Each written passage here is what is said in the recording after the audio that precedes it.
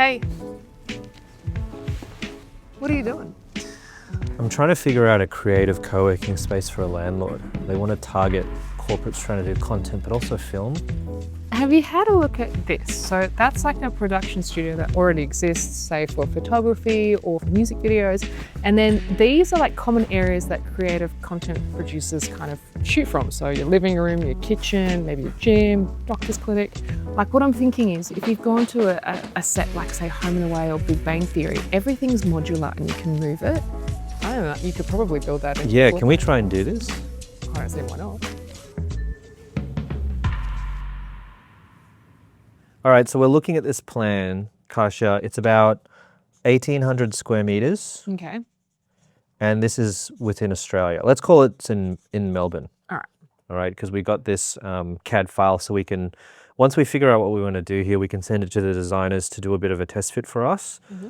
Lifts here, Yep. and entrances here. Okay. So if that's the entrance, obviously you want to make people feel welcome, not displaced. So we probably need some form of a welcome area here that we receive people.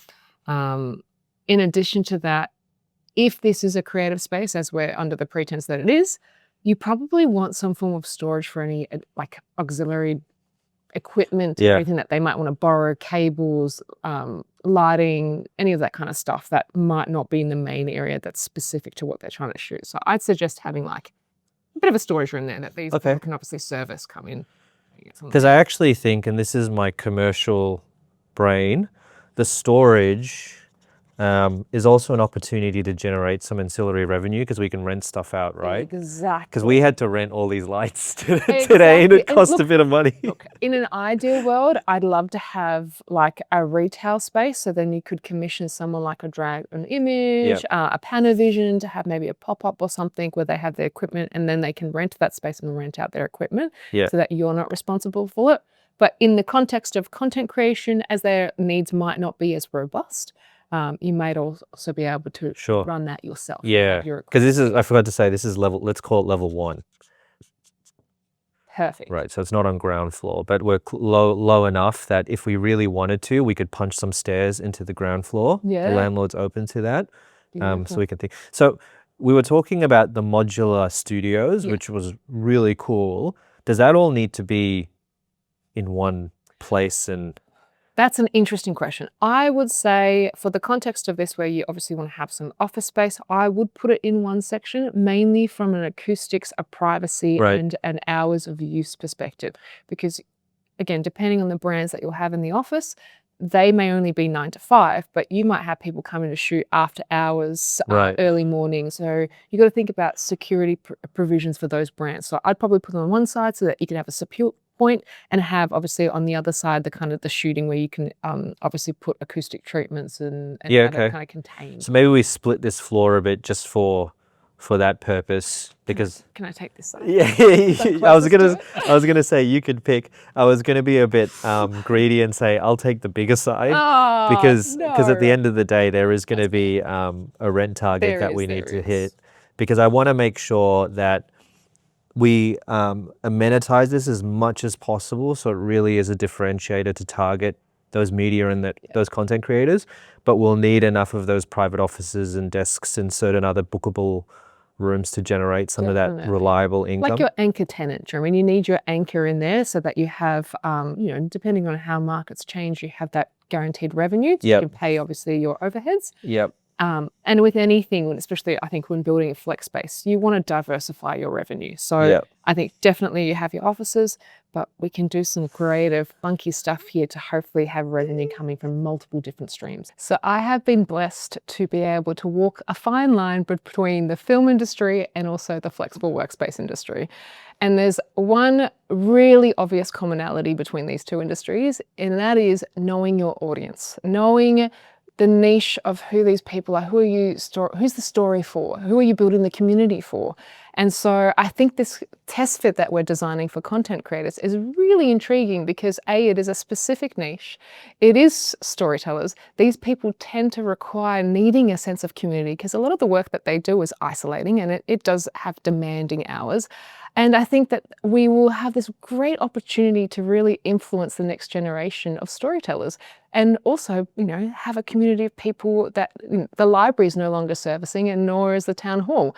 So I can't wait to see what this test fit will bring. I can't wait to see what will come out of this. So watch this space, and yeah. I just drew these in. So these are the offices. And the size of them will be influenced by the market. And let's say these are rented out 6 to 12 months at a time, so they're more reliable. But I really do feel what we've got here potentially transcends the money that we can make per square meter. 100%. Whether it's digital, education technology, all of that kind of stuff for that particular market. So I really like that idea. And we always like to have some open plan desks. So maybe it's somewhere like here. We'll brief I might go away and do some numbers to figure out exactly how many workstations we need to make this viable. To make this viable. But so far, this is loosely, I know that's really, really basic, but but stuff there. The only thing I would add to that is that no matter what split that you do, that there is a wall or a secure point, so that, again, if these organizations are only doing 9 to 5, but yet we want this creative hub, this melting pot for people to come and produce content, might be 24/7, that their interests are protected, that their infrastructure is protected. Perfect. And obviously within that tenancy over there, you probably want to have to think about meeting rooms. Again, when people use meeting rooms, they run over. So where is like some flexible workspace around that so that they can kind of branch out into it? Obviously, considerations of the types of industries that will be in there, what do they need, how do they operate, and how do you make it equitable so that everyone's fighting for the same meeting? Because you'll have more of your creative stuff on your side, but we'll still need like a certain amount of meeting rooms. Exactly. MR could be meeting room or even media room, because I do think a podcast studio here separate to the studio sets would be really good. 100%. And not just the microphones and desks, but like a lounge setting style so you can film it too. So we'd have some of those meeting rooms there. So for a project like this, it's really important to get the commercial and the economics right, to balance what generates revenue with the experiential stuff and all of the really cool amenities that makes this space what this space is. That I actually think also helps increase your retention ratios, which is just as important as signing on new customers, but that's a story for another day. So for an 1,800 square meter space, even if you use a very generous 10 square meter per workstation density ratio, so lots of amenities factored into that, we're looking at 180 desks. Let's say 80% of those go into the private offices that we've mapped out, and 20% of those go into open plan. That kind of gives me a bit of confidence that there's enough reliable revenue coming in to help underpin the rent expectation of this space. But the bookable spaces, the studio spaces, which are super interesting, and then even the digital and the ancillary revenue you can make from this. So think like educational courses, digital services. I really want something like this that is niche and not just serviced office, to transcend just the dollars that it can make through the fixed square meters of the space, but by helping people around the region and even globally, I think that's where this gets really interesting and really special. The front of house area, just to really quickly flesh out, because we do have a lot of really nice space. I think some sort of like work cafe, maybe we don't even call it work cafe. It's like something better. Like I think it's a creative hub. So it's like, I don't think you want to limit it by being a workspace cafe. Right. But again, thinking about creative industries and creative content, there's certain commonalities in those industries where they always need to have the hair and makeup done, because you don't want to have someone's half face, like probably like mine currently, sorry everyone, melting off. You want it to look polished if you can. So I don't know. And again, that's another potential revenue stream. Obviously we're on level 1, but if you were on a ground floor, you could potentially have a space where you rent seats to up and coming inspired makeup artists or hairstylists. Where would you put that? I'd put it somewhere away from here. That makes sense. From a noise perspective, again, consistent noise. If you've got good acoustics, you can kind of remove it with AI technology. Sure. But I also think there's something nice about seeing behind the scenes the way that all of it comes together, like watching people get their hair done. And also, as someone who goes and gets her hair done, I often sit at my laptop and do work while I'm getting my hair done. So being in an environment that's a little bit more flexible, a bit dynamic, I can get a coffee or maybe a cheeky wine. This, is kind of my vibe. Cool. So I'd say something, something over there that you could then obviously have people have seats. communal tables, so it's not so rigid. Yeah, okay. It'd be awesome. Okay. And then I'm going to guess that we probably need some kind of flexible working spaces that people could sit out that are a little bit more ergonomically conducive. Okay. But maybe not so like office desk. Yeah, it's more the casual sit down, get some stuff done away from your office, have some variety. Some kind of a cafe vibe there as well. Yep. Excuse my really bad doctor's writing. So terrible. Doctor's writing without being a doctor. And then what else do I'm thinking? We can't all have work and no play. So we'd probably want some activity based, whether it's, I don't know, if it's ping pong. Ping pong's not the greatest for sound. But whatever. Some gaming area. Some gaming. It could be that you have a Nintendo Switch plugged into a wall and people are playing Zelda. Whatever that looks like, I would probably put it on this side. But again, because you want those office members to have quick access to also utilize it, not just the people right. That's a really good point, because we don't want to put everything on the right-hand side and alienate. Yeah. Especially since they're our anchor tenant. We want things to feel organic and conducive, but still be really funky. Because again, we don't know if this area is going to be 24/7. Maybe you're going to run after hours events. Maybe it's going to be a venue hire. Again, thinking of multiple revenue streams to make this sustainable. So maybe something here, I don't know, it could be a screen, could be a ping pong table with my really bad doctor's writing.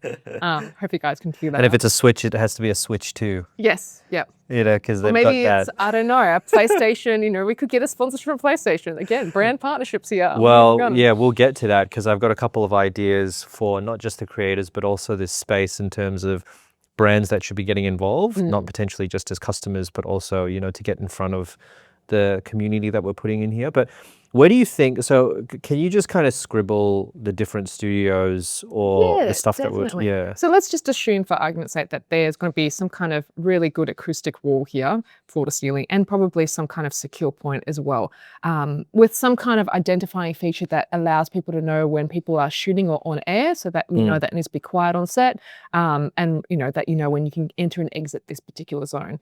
I'm also thinking that you probably want some kind of theatre or briefing space. Yeah, I love that. You can use multiple purposes for that, whether it's doing education, whether it's doing an event, or whether it's just briefing crew on what's going to happen. It's kind of like a theatre style, really dynamic, or maybe it's a presentation. Maybe Steve Jobs is coming from the dead to just present there. I don't know, but it's a kind of theatre. It makes sense. Because also you were saying some of those sets are modular, so maybe there's a way we can even take advantage of that theatre space to roll that set into if you want an audience for that particular and again you can film that content, so that would be enabled that you could film it in that theatre kind of presentation style.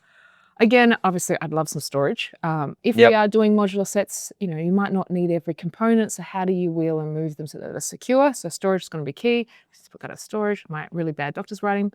You need a bit of a kitchenette. Again, thinking from the practicality that if you are doing food styling or anything like that, you're going to need to obviously a heat style, rinse things off. So, there'll be something here, which also, for argument's sake, could be a set in itself. It's a functioning set, but maybe it looks like a kitchen, because let's be honest, a lot of brands are always doing things in kitchens. There's a lot of mummy bloggers that are, doing meal preps and things like that. A kitchen location for a set is key. It's one of the most actively used sets. And then I'd be kind of doing these little grids. I've seen this really cool product, which is like an acoustic curtain, but it's also green screen. And so because this is less formalized content, it's not advertising content, it's short bites of footage that you're shooting. I reckon that'd be really nice that you can wrap around your set. Again, give you that green screen capability if you want to render in or color in something else. But also, because it's a curtain, if you need to move a light or you've got an elbow, you're not going to smash into a wall. I just feel from a comfort perspective, that's a bit nicer. Okay. And then you put, 4 to 6 key locations that people shoot through. Right. In these sets. And whether you have a timing system so that you know who's on air at what time and people know when to be treading lightly around, I think that'd be really funky. Do you reckon these sets need to be boxed off so they independently are acoustically treated, or there's some magic to the fact that they're a bit open? I think a little bit of both. I think you can always split the difference. I think maybe some internal dividers that would be a bit more solid to have some transference. But I think for the bulk of it, these heavy acoustic curtains, because again, you want to be able to move fluidly, especially if you're bringing in walls or a different backdrop or other elements. If it's too fixed, who's to say? And again, sorry, I'm jumping lots of tangents. But if you have been on like a tour of, say, a Home and Away set or a Big Bang Theory, which I was really lucky to have a look at, angles and shooting is key. So you may think a room is a square box that they're filming in. Yep. The reality is it could be like half a triangle. It could be an octagon because the angle gives them the depth that makes the room bigger. Yeah. And it cheats in the camera. So you actually don't need squares. You might need, a pentagon or a trapezium-shaped room. Okay. So if you've built walls fixed in, how are you going to create that? Whereas if you have a bit of fluidity where the walls can move in, but you have a curtains that you could shroud it in for acoustic treatment or for green screening, I think you have a bit more play with it. Also, just a bit of privacy sometimes. Maybe I think this is enough for me to brief the JLL design team to just kind of get a first iteration of what this test fit could look like. What I'll do is I'll send them a bit more information based off this. I might crunch some numbers to get a guesstimate on some of the revenue driving products that we need. I'm going to put some really conservative assumptions on what it looks like based on businesses that run currently like this to monetize some of those studio spaces as well and the storage stuff. But I think let me do that and then we can come back and have a look at the test fit and see where we can go from there. That sounds fun. Cool. Also, can I move in here now? I'm too excited. I'm like, if this landlord doesn't do this, we'll do it. You heard it. I'm going to hold him accountable to that. Tashi's just on the phone at the moment with the design team. So he's essentially just trying to brief them to see whether it still has a good consistent flow. Is it financially viable? Have we missed any considerations like from fire safety, security? And other than that, hopefully we'll come back with the 2 thumbs up, which will say that, we're green light to go and investigate whether we can build this, which would be amazing. I love. Yeah, you like it? Yeah. I think they did a really good job. They did a really good job. Yeah, I think there's a couple of things that we can push around. Like I definitely think we'll need slightly more offices. Yeah. To hit the rent target that we're looking at. But don't forget that you can do flexible memberships here as well, which you can obviously get a revenue. I definitely undercooked that when I was trying to figure out the business case here, which is a great idea. I think this is actually the demographic that would like that style of membership versus a traditional space. Because you'll have your anchor tenants, and I'm thinking here that you'd have your bigger brands that want to establish a presence, who may also want to influence the next generation of content creators, or they are brands that have product that want to influence the next generation.